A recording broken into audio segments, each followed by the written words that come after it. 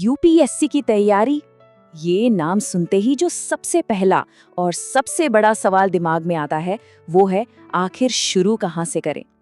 तो चलिए आज इसी सवाल को पकड़ते हैं और जीरो से हीरो तक का पूरा रोड मैप समझते हैं। और हाँ, एक और सवाल जो मन में डर पैदा करता है, अगर मैं बिल्कुल जीरो पर हूँ, मतलब कुछ भी नहीं पता, तो क्या ये हो सकता है? क्या ये पॉसिबल है?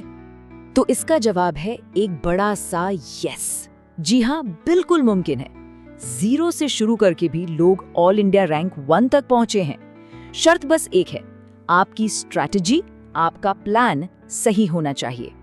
ठीक है, तो आगे हम क्या क्या देखने वाले हैं? सबसे पहले जीरो से कैसे स्टार्ट करें, फिर 2 साल का एक मास्टर प्लान देखेंगे, पर्सनालिटी टेस्ट की बात करेंगे, अपनी सर्विस कैसे चुनें ये समझेंगे, और आखिर में सक्सेस के लिए सबसे जरूरी बातें क्या हैं। तो चलिए शुरू करते हैं पहले पड़ाव से, स्टार्टिंग फ्रॉम जीरो।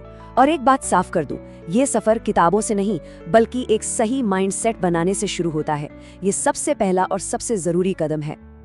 अच्छा, सबसे पहला और सबसे बड़ा मिथ जो दिमाग में आता है वो ये कि बिना कोचिंग के तो यूपीएससी हो ही नहीं सकता, है ना? लेकिन देखिए, सच ये है कि कोचिंग हेल्पफुल हो सकती है, पर वो एसेंशियल नहीं है। मतलब उसके बिना भी काम चल सकता है, और चला है। हजारों टॉपर्स हैं जिन्होंने खुद पढ़कर ये एग्जाम क्लियर किया है। फिर एक और बात सुनने को मिलती है कि भाई 12-14 घंटे तो पढ़ना ही पड़ेगा, दिन रात एक करना पड़ेगा। लेकिन असलियत में ना ये घंटों का खेल नहीं है, ये क्वालिटी का खेल है। अगर आप 6 से 8 घंटे भी लेकिन एकदम फोकस के साथ पढ़ते हैं तो वो काफी है। तो फिर जीरो से शुरू करने के लिए ये 4 स्टेप्स एकदम फाउंडेशनल हैं। इनको गांठ बांध लीजिए। नंबर 1, सही माइंडसेट, ये विश्वास कि हाँ ये हो सकता है। नंबर 2, सिलेबस को समझना, ये आपका गूगल मैप है, रास्ता यही दिखाएगा।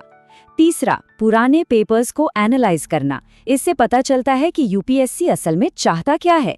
और चौथा, और ये बहुत जरूरी है, अपने सोर्सेज, अपनी किताबें लिमिटेड रखना। 100 किताबें पढ़ने से बेहतर है एक किताब को बार बार पढ़ना। चलिए, माइंडसेट की बात हो गई, अब आते हैं असली प्लान पर, द 2 ईयर मास्टर प्लान। ये एक डिटेल्ड स्ट्रैटेजी है, खासकर उन लोगों के लिए जो 2026 को टारगेट कर रहे हैं। तो ये 2 सालों को हम 4-6 महीने के फेज में तोड़ सकते हैं। देखिए कैसे। पहले 6 महीने अपना बेस बनाइए, मतलब एनसीईआरटीज़ को अच्छे से पढ़िए और अपना ऑप्शनल सब्जेक्ट फाइनल कर लीजिए। अगले 6 महीने अब स्टैंडर्ड किताबों पर आइए और साथ साथ क्रिस्प नोट्स बनाना शुरू कर दीजिए। फिर अगले 6 महीने ये है प्रैक्टिस का टाइम। आंसर राइटिंग शुरू कीजिए, कोई अच्छी टेस्ट सीरीज ज्वाइन कीजिए। और जो आखिरी के 6 महीने हैं वो है सिर्फ और सिर्फ रिविजन के लिए। कम से कम 3 बार तो सब कुछ रिवाइज करना ही है। और हाँ, ये नंबर 6 से 8 घंटे, इसे अपने दिमाग में अच्छी तरह से बैठा लीजिए। ये कोई रैंडम नंबर नहीं है, लगभग हर टॉपर यही कहता है। ये घंटों की रेस नहीं है, ये क्वालिटी की रेस है, और यही वो स्वीट स्पॉट है। अब एक बहुत ही कान की चीज, खास करके मेंस आंसर राइटिंग के लिए, इसे कहते हैं 7-3-5 रूल। ये एक तरह का टाइम मैनेजमेंट हैक है। इसका मतलब है किसी भी सवाल पर 7 मिनट सोचिए और प्लान कीजिए। अगले 3 मिनट में अपने आंसर का एक स्ट्रक्चर, एक ढांचा बनाइए, और फिर अगले 5 मिनट में उसे फटाफट लिख डालिए। इससे आप टाइम लिमिट में भी रहेंगे और आपका आंसर भी स्ट्रक्चर्ड होगा।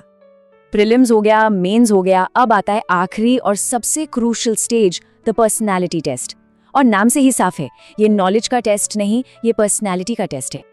तो आखिर इंटरव्यू लेने वाला जो बोर्ड है वो एक कैंडिडेट में क्या ढूंढता है? वो देखते हैं कि थॉट्स कितने क्लियर हैं, ईमानदारी कितनी है, डिसीजन मेकिंग कैसी है, आप अपने आसपास को लेकर कितने अवेयर हैं, राय कितनी बैलेंस्ड है, और हाँ, सबसे जरूरी, आप खुद को कितना जानते हैं। और इंटरव्यू की तैयारी का सबसे बड़ा हिस्सा जानते हैं क्या है? वो है DAF, यानी डिटेल्ड एप्लीकेशन फॉर्म। इसे मजाक में मत लीजिएगा, आपका 60 से 70% इंटरव्यू इसी DAF के इर्द गिर्द घूमता है। जो एक एक शब्द उसमें लिखा है वो एक सवाल है, तो इसकी तैयारी एकदम पक्की होनी चाहिए। इतनी सारी मेहनत, इतने सारे पड़ाव पार करने के बाद अब बात आती है उस मंजिल की जिसके लिए ये सारा सफर तय किया, अपनी सर्विस चुनने की। चलिए IAS, IPS और IFS, इन टॉप सर्विसेज को थोड़ा समझते हैं। यहाँ पे एक सिंपल सा ब्रेकडाउन है। अगर लगता है कि पॉलिसी बनाने में, गवर्नेंस में और लोगों की जिंदगी पर सीधा असर डालने में मजा आता है, तो IAS है। अगर एक्शन, यूनिफॉर्म और लॉ एंड ऑर्डर में इंटरेस्ट है तो आईपीएस, और अगर दुनिया घूमना, दूसरे देशों से रिश्ते बनाना यानी डिप्लोमेसी पैशन है तो फिर आईएफएस। तो चलिए अब हम बिल्कुल आखिर में आ गए हैं। यहाँ बात करेंगे कुछ ऐसी चाबियों की जो सफलता का ताला खोलती हैं, मतलब कीज टू सक्सेस। क्या करना है ये तो सब बताते हैं, पर क्या नहीं करना है ये जानना ज्यादा जरूरी है। ये हैं वो 3 सबसे बड़ी गलतियां जो लगभग हर फेल होने वाला एस्पिरेंट करता है। पहली, इनकंसिस्टेंसी, मतलब आज 10 घंटे पढ़े, कल 2 घंटे, परसों कुछ नहीं। ये सबसे बड़ा दुश्मन है। दूसरी, आंसर राइटिंग प्रैक्टिस ना करना। प्रीलिम्स निकल भी गया तो मेंस यहीं अटक जाएगा। और तीसरी, बहुत सारी किताबें और सोर्स जमा कर लेना। इससे नॉलेज नहीं, कंफ्यूजन बढ़ता है। और भी कुछ कॉमन गलतियां हैं, चलिए फटाफट देख लेते हैं।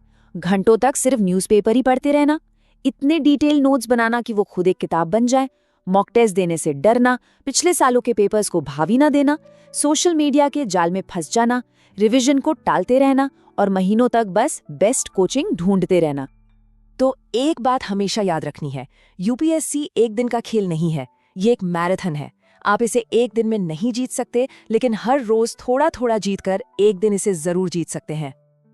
और हाँ, इस लंबे सफर में ऐसे पल जरूर आएंगे जब थकान होगी, जब लगेगा कि बस अब नहीं हो रहा।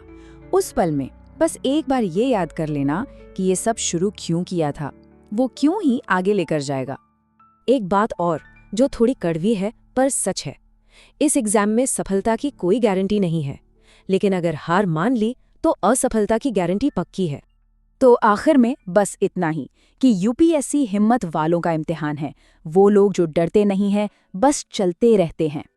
कहते हैं हजारों मील का सफर एक छोटे से कदम से शुरू होता है। तो ये सब सुनने और समझने के बाद सवाल ये है कि वो पहला कदम क्या होगा।